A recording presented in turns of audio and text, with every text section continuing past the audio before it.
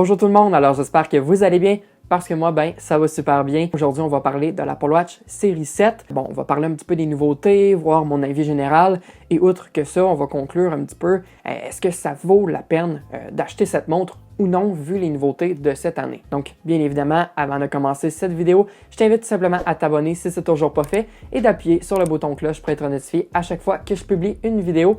Donc, sur ce, commençons cette vidéo. Je débute avec la portion design. Bon, bien évidemment, c'est un design qui est, je vais dire, critiqué encore cette année. Principalement, il y a eu beaucoup de rumeurs avant sa sortie de la montre, comme de quoi qu'on allait avoir des bords droits, comme ceux présentement sur les iPhones. Mais bien évidemment, quand on a vu le design cette année, on s'est dit, bon, pourquoi Apple a décidé de garder un vieux design de quand même 2018? Parce que je le rappelle, c'est quand même depuis 2018, donc depuis l'Apple Watch série 4, qu'on a ce design-ci. Honnêtement, c'est quand même assez décevant. Moi, je m'attendais honnêtement à avoir un nouveau feature au niveau du design, mais regarde, on fait avec ce qu'on a. Ça reste une montre quand même très belle. Je veux dire, je critique pas l'ancien design, entre guillemets, de la montre. Je dis juste que ça aurait été nice d'avoir la nouveauté, bien évidemment, parce que c'est le fun de changer un petit peu de design ou de concept, du moins, de la montre. Bon, déjà, on peut s'attarder un petit peu au niveau de l'écran, parce que c'est là la grosse nouveauté, je veux dire, au niveau du visuel, là, parce qu'on a quand même gagné 20% en taille d'écran, ce qui est pas rien. Du moins pour naviguer ou quoi que ce soit, utiliser la montre, ça va être beaucoup plus le fun à utiliser. Dorénavant, on a la 41 et la 45 mm, chose qu'on avait avant la 40 et la 44. Inquiétez-vous pas pour tout ce qui est bracelet Apple Watch, toujours compatible, que ce soit avec les nouveaux et anciens modèles. Donc ça, c'est le fun, merci Apple. Et on se retrouve également avec une résistance contre la poussière. On avait déjà l'eau qui a été embarquée là, depuis quelques années. Là, on intègre la poussière également. Donc, lorsqu'on s'attarde au niveau de la santé, pas grand-chose de nouveau à ce niveau-là. Je veux dire, on a toujours le taux d'oxygène dans le sang qui va être calculé, l'électrocardiogramme, donc le CG, et bien évidemment le rythme cardiaque qui est détecté aussi. Donc, encore là, on les avait sur les anciens modèles, on le retrouve sur la Watch 7. J'aurais peut-être voulu avoir des nouveautés, mais bon, on va faire avec. Niveau performance, pas grand-chose non plus. Bon, petite évolution par rapport à sa rapidité, donc sa fluidité aussi. On passe de la S6 à la S7 pour le processeur.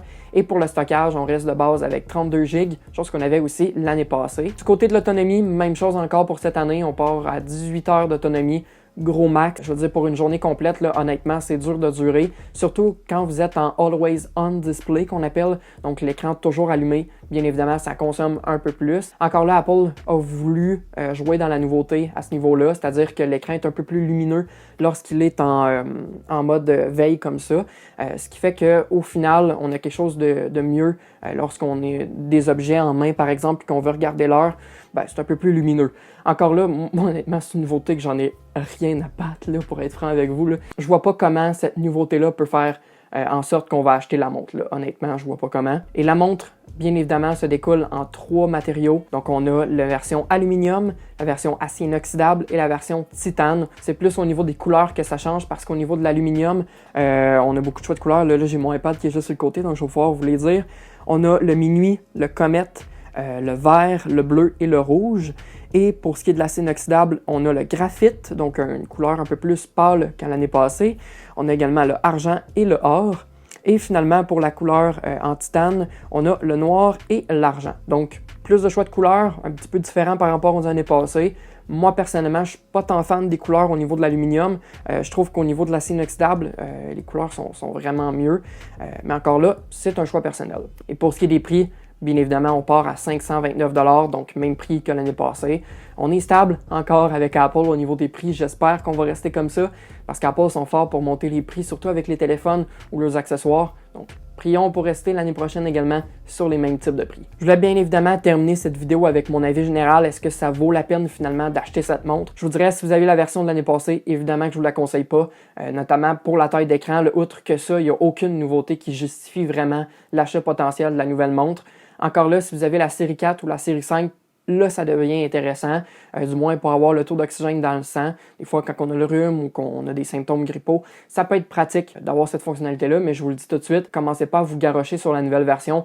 Attendez l'année prochaine si ça presse pas, parce que d'après moi, l'année prochaine, il va y avoir beaucoup de nouveautés qui vont être plus alléchantes. Donc, sur ce, c'est ce qui complète cette vidéo. J'espère que ça vous a plu. Si c'est le cas, n'hésitez pas à mettre un petit thumbs up. Et sur ce, on se retrouve dans une prochaine vidéo. Allez, salut!